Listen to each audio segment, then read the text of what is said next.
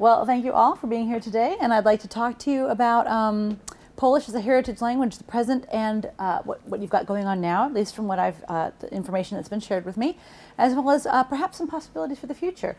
My name does look very Polish, which I'm very proud of. Unfortunately, it is not Polish, and I don't speak Polish. It was Patakas. It was Lithuanian. My father's grandparents immigrated from Vilnius, and it was Patakas. And funny story, my grandfather's father was on one line and his brother was on another line at Ellis Island, which is where the immigrants, of course, came through in New York. And the one brother got somebody who could hear pretty well, and when he said Patakas, the man wrote Patakas.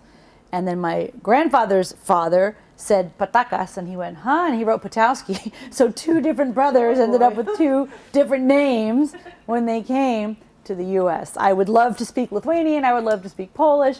Unfortunately, I don't speak either one. But I'm here today because I do work on heritage language issues, and I would like to thank in particular Bożena, who's invited me here today, as well as the Consulate General of the Republic of Poland in Chicago, Loyola University, and also the Polish American Congress here in Illinois. And this is a beautiful space, and I thank you. I'm representing the Congress. Wonderful. Well, I thank you so much. At least there's one person. I think that's very important. So I'm very, very honored and pleased to be here. So I've been asked to talk a little bit about what it means to be a group that participates in teaching a language other than English, okay? So I'd like to start broad, and then I'll get narrow. To start broad, we know that the average around the world is, we don't know exactly how many people are bilingual or multilingual, but we estimate that it's between 50 and 65%. So that's the majority. The majority of human beings on this planet speak more than one language, okay? Now that's in the nation. Let's now bring it down and think about the United States. What percent of people here in the United States do you think is bilingual in English and another language? I'd like to see a show of hands. Do you think it's between 0 and 25%? Do you think it's that low in this country? Okay. Do you think it's maybe the next group? Do you think it's 26 to 50%? So a quarter to a half. Okay. Do you think maybe it's 51 to 75? So half to three quarters. Okay, we see a lot of hands. And anybody have the delusion? No, just kidding. Okay, it's not this many people in the United States. Well, the census doesn't ask this every single time they do a census. The last time the United States Census asked this question was in 2007. And the way they ask the question is not perfect.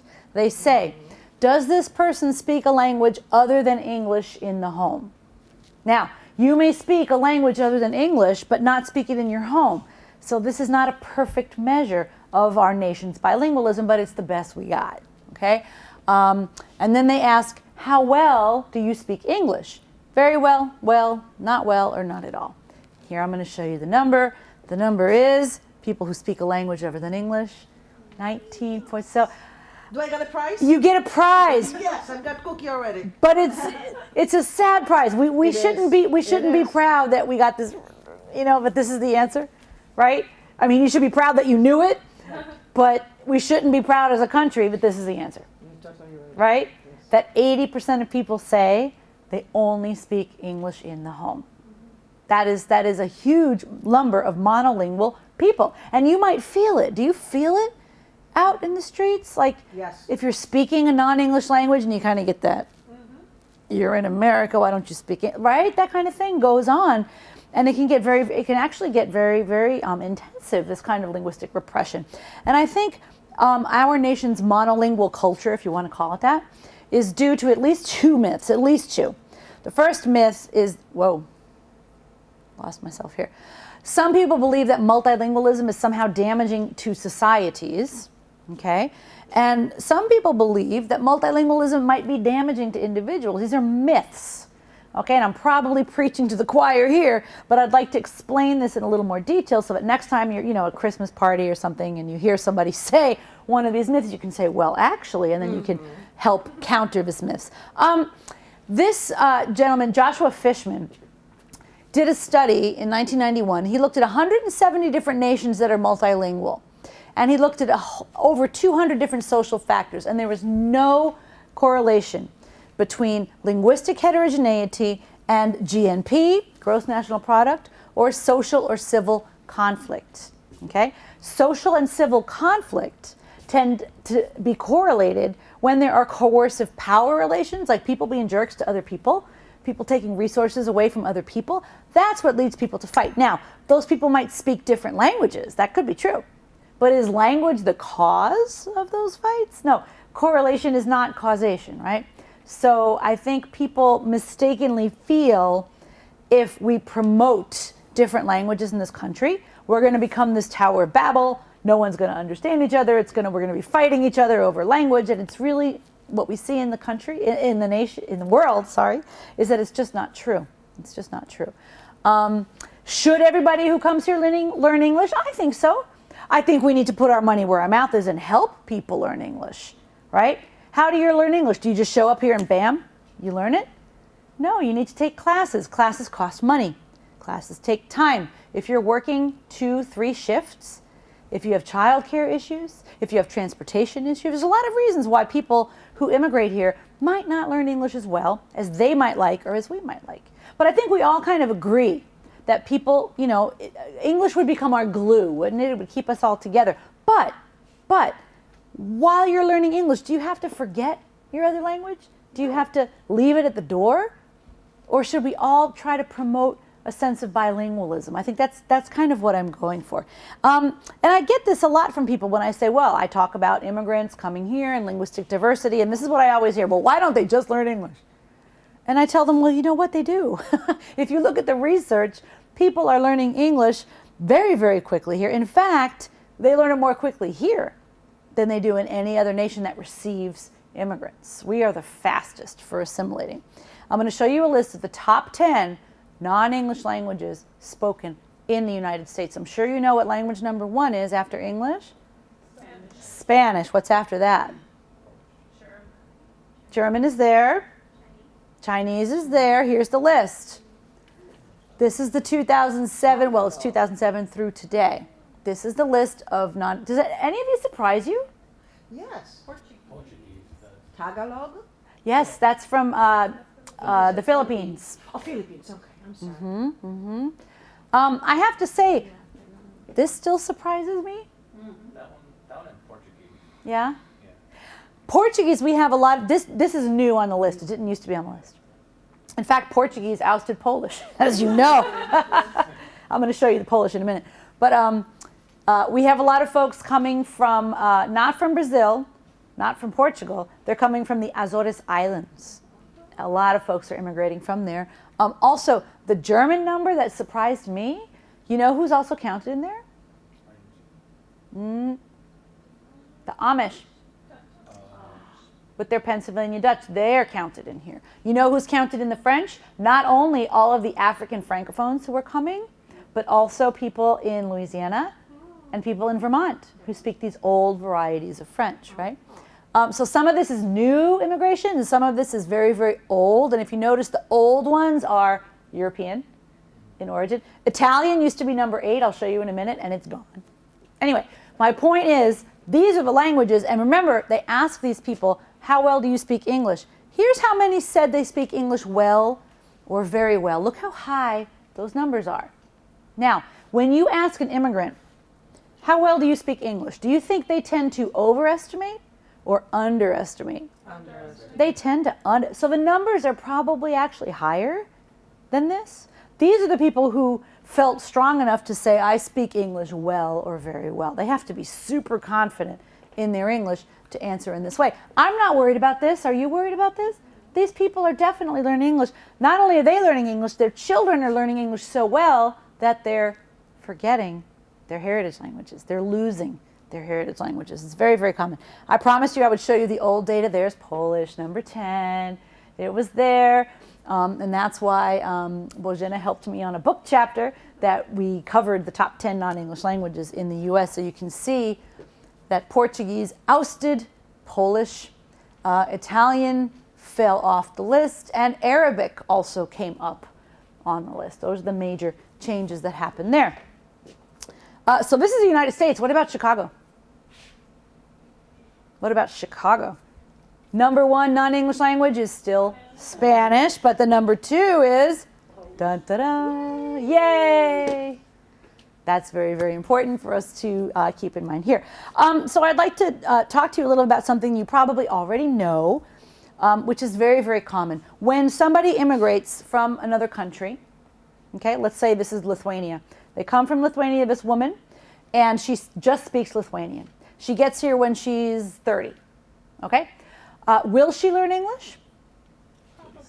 Some. It depends on how much time she has, on her educational levels, or her job. It depends on a number of things. But Lithuanian will probably always be her stronger language, won't it? Okay. Then she has a child, born and raised here in Chicago. Will this child know English? Yes. Oh, yes. Right. Will this child know Lithuanian? Some. It depends on a number of factors, doesn't it? It depends on if she's the first child, Yes. she'll know more than if she's the third, fourth, fifth child, right? In fact, even between the first and the second child, I notice a big difference in my kids. I don't know, a lot of people do, right? Because what happens when you have a third or fourth child? Who's speaking a lot of English to those kids? The first kid, the second kid. The older ones. But if this child's the firstborn, she pretty much grows up in a monolingual Lithuanian household, doesn't she? Right? Okay. So, but she's schooled in English. Her English becomes stronger than her Lithuanian. Then she has a child. Will that child know any Lithuanian? Very little. Depends on what? The parents, The parents. grandparents. If grandma's in the house, that's the grandma factor. Very important. Factor abuela. Very, very important, right? What else will determine whether he knows any Lithuanian? Did he go to a Lithuanian school? Yes. Did they bring him to Lithuania every summer? Does he Skype with his little cousins in Lithuania? All of these things are very, very important in determining his Lithuanian. But what is very, very common, unfortunately, in this country, is that this child knows no Lithuanian. He maybe understands a few words, but can say nothing. And this is my father. This is his case, that he speaks zero Lithuanian at all. And so me, forget it. I speak negative Lithuanian. I know nothing, okay? This has been happening since the 19th century, and it continues today. This is still what's happening. In fact, today it's happening more quickly. You have parents who can't speak to their own children. I'm seeing, or I'm hearing about this in Vietnamese communities in California. I guess because Vietnamese is a very complicated language. It has a lot of tenses, a lot of cultural things going on. And the parents are having a lot of trouble communicating it to their children. So as a parent myself, I just can't think of anything more devastating than, it's bad enough when grandma can't speak to the grandbabies. That's bad enough. But when you can't speak to your own children, I mean, there's the pressures here to lose your heritage language are so, so, so strong. So the people who run around saying immigrants aren't learning English, I don't know where they're looking, because that's not the data that we see, okay? Something else that is definitely not helping is the idea of English only or official English legislation, okay? We have 50 states in this country. How many do you think have official English legislation? Legislation that says this state does all of its official stuff in English. Take a wild guess. Out of 50. 10, 5, 31. 31 states, and yes, Illinois is one of them. No. Yes, I'm sorry. Since 1969, Illinois passed an official English. Now, does it mean anything in Illinois? No. It was a law that passed in sometimes these laws just become symbolic. In fact, I'll tell you how silly the Illinois official English law is. Right before Mayor Daley left office, Janet Nolan and a bunch of other activists, I was one of them, we drew up a proclamation that said Chicago is officially a multilingual city. And he signed it. How do you have a multilingual city in an official English state, right? It's silly. But see, this is symbolism. And we decided to fight symbolism with symbolism, right? And declare this city as multilingual and a protected multilingual space, right?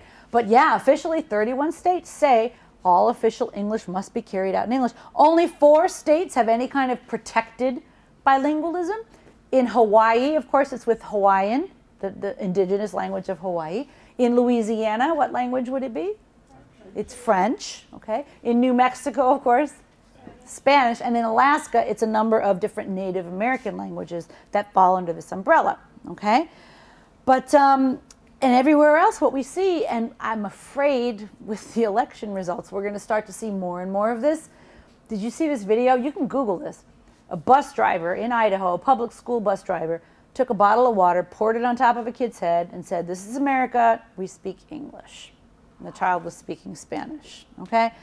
And this is just what makes it to the news, okay? This is just what I see in my Facebook news feed, and I try to present to you. I mean, this happens all the time, okay? Students assaulted on a train for speaking Mandarin. This was in California. A student was suspended for speaking Native American language in school. You've probably heard a number of people are kicked off airplanes because they're speaking Arabic, and people are getting kind of scared about that. And you might say, well, this isn't a very big deal, but then you have physical violence. This woman was smashed across the face with a beer mug because she was speaking Swahili in an Applebee's, and this other lady said, "I don't want to hear this, I don't want to hear this," and got crazy. Now you might say, oh, that's just some crazy lady in an Applebee's in Minnesota. This is happening all over the country, this kind of linguistic repression, right? Now, are these people just against other languages, or are they against the people who speak these other languages? These all kind of go together, don't they? Okay? So, you who work in the Polish Saturday School Network, why is this relevant to you? I submit that this is relevant to you because when you're engaged in heritage language education, number one, I think you're contributing to slowing down, right, this loss of languages across generations. Remember we saw the woman and her daughter and then the grandchild? If that grandchild or the daughter are attending a Saturday school in Polish, right, they learn to read in Polish, they learn to write in Polish, they're speaking Polish all day on Saturday, that could go a long way in helping slow down the loss of the Polish language across the generations, okay? It can also, I think, educate parents and youth to develop pride in their languages, okay? I think this is very important. Instead of feeling shameful, that they should feel, you know what, this is a good thing. I'm bilingual, I'm biliterate, and this is a very, very good and positive thing. When you think about this country, we spend so much money on foreign language education. It's kind of silly. Think about it. The kid shows up 5 years old, speaking Chinese, speaking Hindi, speaking Arabic, speaking Spanish, speaking Polish, right? And what do we do with those children? We ignore their languages and we say English, English, English, English, English, right? Meanwhile, on the other hand, with this hand, we're spending all this money, right, on our teenagers and adults to get them to learn other languages. It's silly. We do not have a coherent language education policy in this country, okay?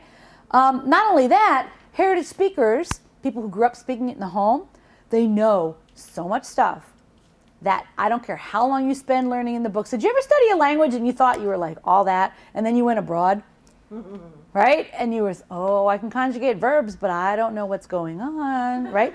The heritage speakers know these things. This is very, very important cultural knowledge. I'm going to show you a chart that the government published. Some people disagree with it, but I'm going to show it to you anyway. It's 3 different categories of languages for native English speakers. They call them foreign languages, okay? These languages are considered closely related to English. You need 600 hours to get basic proficiency in these languages, okay? You'll notice that Polish is considered significantly different from English. Over 1,000 hours to get basic, like where's the bathroom, you know, proficiency in Polish, okay? Then you have your difficult languages. I'm learning Arabic right now, and I can tell you it is very difficult, and it's written the other way, and I feel like a 3-year-old all the time. Over 2,000 hours for basic proficiency. So we spent all this time and all this money, right? But what do we do with kids who show up with these languages, okay? That's one of our big questions. Oh, wait, sorry, this is a different question. When do we typically start teaching these foreign languages in the United States? High school? High school. How old are you in high school? Well, 14 to 18. I think 14, yeah. 14 is when you start high school? Yeah. Something like that. A little too late, isn't it? Oh, yeah. Isn't it a little too late? Shouldn't we start a little bit earlier when we know that children do a much better job acquiring languages? And then you hear stuff like this. I studied 3 years of German. German or Spanish or French in high school and I don't remember anything, right? We get this all the time. Part of it is due to the fact that our system is not very strong. And part of it, I'm sorry, I think part of it is people are like Homer Simpson and they kind of like, they're proud. I didn't learn anything. Like it's this anti-language thing that we kind of have going on. So to summarize what I've said so far, when we have children show up speaking non-English languages, we either neglect those languages or we actively erase them from the children. And then we say when you're 14, okay, now you can study another language. It's like, what happened to all those years in between? Okay? And then for the new language learners, our monolingual English-speaking kids, okay, we start way too late.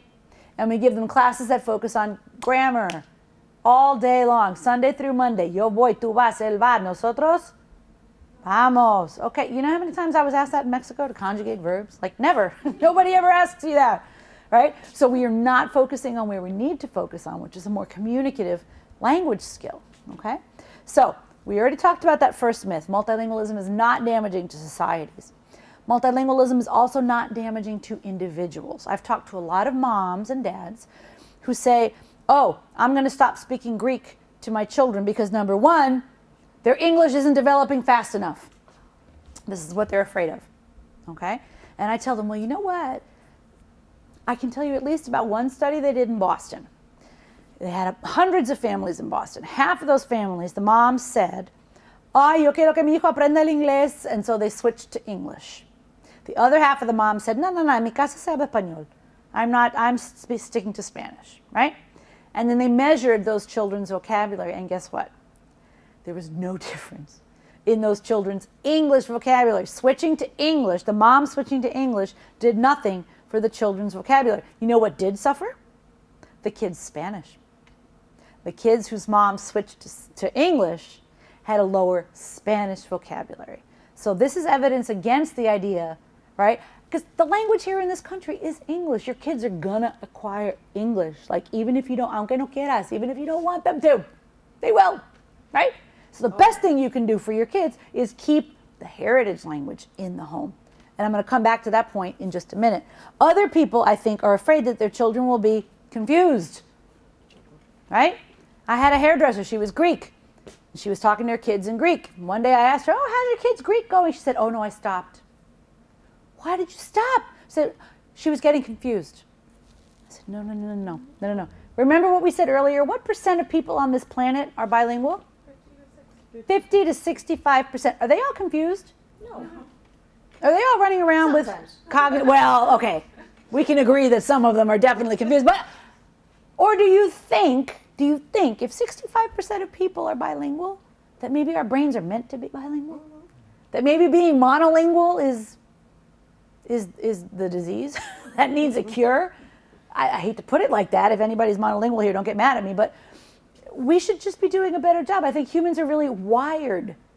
We're wired. Our brains are wired to be bilingual and multilingual. Kids do not get confused. They sift it all out. Okay. I think some people confuse for confusion a practice that is super common, and it's called code switching. Does anybody ever do that? Estás hablando una lengua y metes la otra, you don't even realize that you're doing it? And then somebody tells you, like, ¿quién? Yo? No, I never do that. Right? And you don't even realize that you did it. It's completely natural, okay? It follows rules. It is not random. I can't switch anywhere I want. In fact, each language has a syntactic structure. It's like a train track. And if I want to switch from this train track to that train track, I have to have strong linguistic syntactic structures in both. If my Spanish is very weak or my Polish is very weak, I won't be able to do that, and I'm going to stick in one language. Okay? We tend to think, oh, they switched to English as a crutch. Sometimes it's a crutch. Sometimes you don't know the word. It's true. But most of the time, that's not the case. Most of the time, it's because we have these two systems in our brains. And remember, most people in the world do this. So I hear people say to me, oh, I don't speak Spanish, I speak Spanglish. Or I don't speak Arabic, I speak Arabish. Or I speak Chinglish. Or what would it be in Polish? Polish. And they say that like with their tail between their legs, like they're sorry about it. And I tell them, you know what, don't be sorry. That's wonderful. You should be proud of the fact that you're bilingual and you speak. Now, do we want you to develop your Polish so that you can have a monolingual conversation? Of course we do. We want you to have an educated monolingual conversation in Polish, but don't be ashamed of the fact that you mix your two languages, right? In fact, when you look at the news, everywhere I look, speaking two languages, what it does to your brain, why bilinguals are smarter, why bilinguals dress better, why bilinguals have cognitive benefits. It just goes on and on and on. Did you see this one in the New York Times? Superior social skills of bilinguals. It just, the research goes on and on about the different benefits of bilingualism. So I know I need to wrap up for time. I just want to spend a minute talking about Saturday schools and why Saturday schools are so important, okay? We have a lot of them across the country in a lot of different languages, not very many in Spanish. And I don't know why this is. But we see them, Korean, for example, I think is the largest Saturday school network. It's just absolutely enormous. People are understanding the need to have these schools. The Polish community Saturday schools, of course, I just did a little bit of looking around and I saw some that were in Pennsylvania. This one is in London, actually. So you find them you find them in Australia, you find them across the United States. I'm not sure where that one is. Does anybody know where that one is? Right here. It's here in Chicago. Okay, okay. I wouldn't be surprised. But I found a number of them across the country. And I don't know if Alicia is here. No? She was kind enough to, well, I got from Bożena her research on Polish schools in Chicago. And it was so impressive. I mean, Spanish, I'm in the Spanish field. And we wish we had this kind of thing, okay? 44 different Polish schools. Almost 20,000 teachers, students, almost 1,000 teachers. A couple of them are just extraordinarily robust in their programming. So this is something the Polish community should be very, very proud of here. The Polish Teachers Association is doing fantastic work, publishing books that they can use in these different programs. And there's just a whole bunch of community involvement as well. So I don't know how to say this word. Bożena, you'll have to help me. Gratulacje. I looked it up on Google Translate. It means congratulations, felicidades, right? For all this wonderful work that you guys are doing in Polish. What are some of the challenges for Saturday schools? Not just learning all the different ways to say to and second in Polish, okay? This is one of the many challenges of learning Polish, but what about challenges for Saturday schools? I am plugged into the National Heritage Language Resource Center. And they're the ones out in California and UCLA, Los Angeles. And they kind of have their finger on all the different, heritage languages taught across the U.S. and people doing different efforts and what's going on. And they've done surveys. And they've identified the following 3 challenges. Number 1, public support. Polish doesn't have any problems gaining public support. But a lot of local little Saturday schools do have problems getting support from the local public. Y'all don't have that problem. Good materials. I don't know how much you're struggling with this or not. Apparently some of your teachers are writing fantastic materials, and that's a very good thing. Other schools, like I've heard from the Hindi schools, the Gujarati schools, they just don't have good materials. And you might think, well, why don't you just go over to India and grab materials from there? And that's the third problem. It has to do with training the teachers. What we're hearing is that when you go over to the old country, so to speak, and get materials from there, like if you went to Mexico and grabbed a bunch of materials and tried to use them with kids raised here, some of it works well and some of it does not. These kids are not being raised in Mexico. They're not being raised in Poland. They're not being raised in Germany. They're not being raised in India. They're being raised here. So the materials that we need to get for them need to take that into account, right? They're not monolingual in Polish. And they're not Polish. They are. They're Polish American, right? So what does that mean for curriculum? I don't have the answers. I didn't bring a magic bullet with me, unfortunately. But this is what the research is showing us that teachers need to start thinking about. How do I make this material relevant for U.S. raised children, right? They are bilingual, okay? The good news is, this was actually one of my students at the University of Illinois at Chicago, and she did a wonderful project on Lithuanian Saturday schools and found that the 3rd generation kids, remember that grandchild of the woman who immigrated? They tend to have stronger likelihood to maintain the Lithuanian language and culture.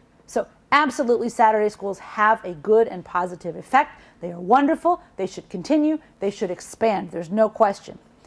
However, as I mentioned, some researchers are finding this kind of bothers me. No correlation between Saturday school attendance and proficiency in the language. Some schools are finding this. So I ask myself, yeah, something's not right. Something's not right. Are these the schools that are using all the home country curriculum that are just for the kids, not connecting with the children at all? Is that what's happening? Some students do resent having to go to school on the weekends. We know this. Okay? And when you have this curriculum and pedagogy designed for homeland students and not for our American-raised youth, that's when you can tend to find this mismatch, okay? For any educators who are interested in learning more about this, this is the best thing ever, and it's free. You just have to sign up for an account. It comes out of a National Heritage Language Resource Center, and they have 8 different lessons. And you click on the lesson, and it tells you all about, well, here's what a heritage speaker is, and here's the best ways to do your education. And how is it different teaching a heritage speaker versus teaching a second language learner, right? Second language learners who know nothing at all, right? And how is it different to teach a heritage speaker and to teach somebody back home in Poland or somebody back home in Mexico? Like what? This is a hybrid human, right? They're neither fish nor fowl. They're not Polish, they're not American. But they are Polish and they are American. You see what I mean? And so what does that mean for them linguistically, educationally, affectively, in their hearts, in their minds, right? And all of this becomes very important when we look at U.S. schools, okay? We already mentioned this before. We need to start language education much, much earlier than we do, okay? It used to be that 1/3 of our K through 5 schools offered some kind of foreign language instruction, and almost 3/4 of them offered foreign language instruction in middle school. But then guess what happened between 1997 and 2008, right in here, 2002, something called No Child Left Behind was passed, and that said math, English, math, English, math, English. P.S. Kids do better on math and English when they're educated in other languages, but nobody told them that. And so this declined quite precipitously for the 6th through 8th graders. So this country does not value, unfortunately, the teaching of non-English languages. Okay, so we see it declining. I'm going to conclude with a story that you've probably all heard of. It's called The Three Little Pigs. Yeah? How do you say the Three Little Pigs in Polish? Okay, and do you have the story then in Polish? Okay. Uh-huh. And so how does the story go? The mother pig kicks the little pigs out, says you have to go buscarse la vida, get out, right? And the first little pig goes and he makes his home. What does he make it out of? Straw. Right. Okay? And he builds it very fast, doesn't he? Mm-hmm. Very, very fast. The second little pig makes his home of sticks. Okay? That takes a little longer than the straw house. It takes longer and it's stronger than the straw house. Okay? The third little pig, what does he build his house out of? Bricks. Okay. So, why do I bring this up? These are the kids who show up to school. They don't know any English at all. And we put them in ESL. Only ESL. English, English, English, English, English. We don't give them any support in Polish or Spanish or anything. Okay? So you might look at them in 2nd grade and go, ay, por Dios, look at how well they're learning English. Their English is going up, up, up, up, up. Okay? This child is in a bilingual education program. This child receives 25, 30% of their instruction in Polish or in Spanish. Okay? And if I look at them in 2nd grade, I might say, oh my God, he knows less English than this kid does. But guess what? This kid's house is much weaker. Does that make sense? If you look at them when they're really little, like 2nd, 3rd, 4th grade, you might think that these kids are behind. But if you look at the long term, check back with them in 10th grade and see who has a stronger house. Okay? Guess who these kids are? These are the kids who are educated through 2 languages. Through 2 languages. So they have half the day in Polish, half the day in English, or half the day in Spanish, half the day in English. My kids go to a school that's 90% in Spanish and 10% in English. And the parents go, oh my God, 90% Spanish, 10% English. Those kids are never going to learn English. guess what? They learn English better. Don't believe me. I can show you the data. They learn English better than the kids who spend all day in English. How is that possible? How is that possible? Their dominant language, that's right. They're building up, and we know that language abilities transfer back and forth. So if you take 3 kids in 2nd grade, kid 1, kid 2, kid 3, and you look at their English and you start to worry, oh my God, his English is weaker than his English, have faith. Have faith and wait. Wait till 5th grade, 6th grade, 7th grade. You're going to see that this kid has a much stronger house, right? So when the wolf comes, and the wolf here, the lobo, what does the wolf represent? The wolf represents losing your heritage language. The wolf represents low English proficiency. The wolf sometimes, unfortunately, represents low academic proficiency, dropping out of school, all these things, right?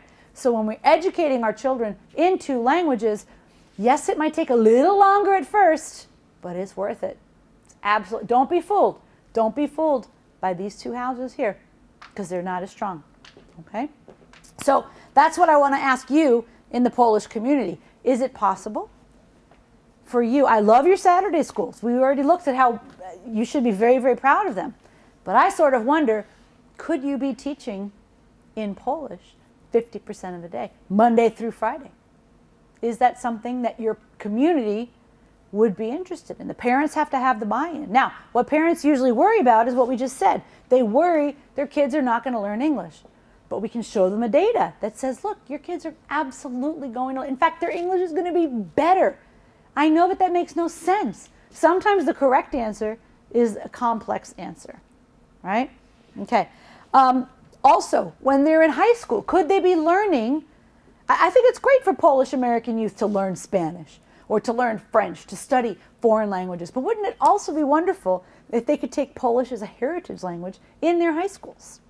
That would be another way they could boost their proficiency. Last point, there is something called the Seal of Biliteracy. Have you heard of this? This is something that started in California, and then it went to New York, and then Illinois was 3. We're always number 3 on everything. I'm cool with that. I'm cool with us being number 3 on everything. Now it's across the U.S. It's when your high school gives you an actual seal. It says it on your diploma that you are not just bilingual, but you are biliterate. You are biliterate. That's why it's called the Seal of Biliteracy. Now, with Spanish and Polish, this is easier to do than Arabic and Chinese. Those people might be very, very fluent, but they don't know how to read and write. They won't get this seal. They've got to learn to read and write in that language to get this seal, okay? These are the states right now that have the Seal of Biliteracy. They're thinking about the Seal of Biliteracy, right? Or the people who are not doing anything yet, but maybe eventually they will. I'm proud to say that Illinois, like I said, I was downtown at Chicago Public Schools working on getting the Seal of Biliteracy implemented in Chicago in the outlying areas. So what I'm saying is your Polish students who are attending Polish Saturday schools can absolutely tell their high school, hey, I would like the Seal of Biliteracy, please. And then the high school has the responsibility to find a test to give that kid, right, to show that they are biliterate, that they're literate in Polish, and then they can get that seal. So this is something that you should push for. Where did the Seal of Biliteracy started in Illinois? It started in Chicago. In Chicago? Right. When? As far as I know, Chicago was the first district to adopt it, I think 2 years ago. It's very new. Okay. Very new. Because I didn't hear when my daughter was going to high school. Oh, That's why very it's like, new. wait a minute. Yeah, it's very, very new. Okay. Yeah, and I don't think all the districts in Illinois have it yet. Well, it's not that they don't have it. Illinois approved it. They are not. Anybody in the state of Illinois can call Springfield and say, I want this. But if your district isn't sort of on board yet, it'll be harder for you than for other districts. So I think I'm going to conclude here. If you ever want to torture any of your family or friends and have them exposed to some of these points, I did do a TEDx talk. It's called No Child Left Monolingual. Get it? Instead of No Child Left Behind, No Child Left Monolingual. And it's got like 40,000 views, and I'm very proud to say that only 39,000 of those is my mother. So I invite you to check it out, and thank you very much. Thank you. Do we have any other questions or thoughts about? Who would normally do the testing for the seal of bilingualism or biliteracy? Biliteracy. That's an excellent question. Obviously, they have to find somebody who's capable of grading the test. My sense of the matter is, in Spanish, they're not having trouble finding people who can do this. In the less commonly taught languages, they're really putting a good faith effort to, you know, they're not trying to make it hard, and, you know, they're trying to find somebody who's qualified to give the child some type of assessment. That's the best answer I can give. It's not a very complete one, but they're trying to find somebody who is capable. I think in to the do it. districts they would always have some teacher that speaks pretty fluent Polish. They would probably reach out to you. Knowing, yeah. Yeah, I would think that universities who offer Polish would be a good place to start Here you go, or Absolutely. someone from Absolutely. here, mhm. because they're Absolutely. professionals who do that. Right, right. And you're right, the schools may not even know where to go, although most of them have a sense, maybe I should look at the university, but it would be great if The parents themselves can sort the of parents themselves, and so if you in the Polish community could reach out to the high schools that you know have a lot of Polish-speaking kids and say to them, look, number one, your kid can get this seal of biliteracy, and number two, contact us at blah, blah, blah, at whatever, and we will provide support. do it. That's right. That's absolutely right. And what I want to know is, can people get 2 seals of biliteracy, right? Why not? Why not? Why not? Get certified in Spanish and certified in And Polish. Polish. Absolutely. Absolutely. Yep. Any other thoughts or questions? Thank you, Kim. I just No, want that to, was very enjoyable. I'm so glad. Well, and I want to give a thumbs up to I know you're doing fantastic work here with the Polish Saturday schools, and I wish we did the same in Spanish. Maybe we'll follow your lead and do something like that. Thanks. All right. Okay. Well, thank you so much.